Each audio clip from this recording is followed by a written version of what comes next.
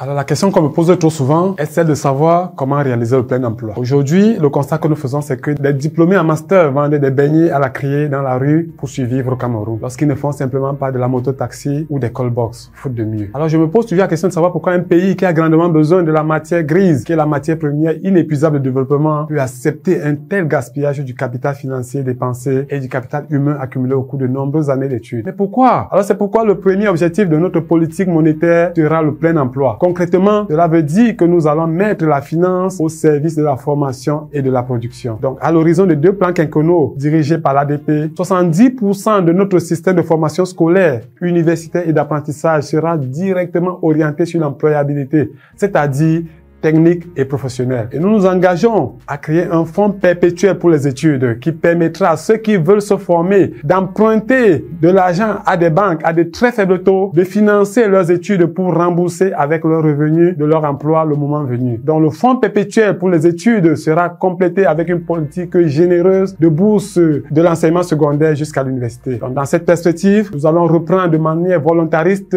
et massive les bourses à l'étranger. Un mécanisme sera établi pour offrir la garantie intrinsèque de l'État au financement par les banques, des startups dans le cadre d'une promotion intensive des incubateurs d'entreprises, y compris des juniors entreprises dans les écoles professionnelles, les grandes écoles et les universités. Et tout cela sera possible grâce à l'Alliance pour le développement et la paix, ADP.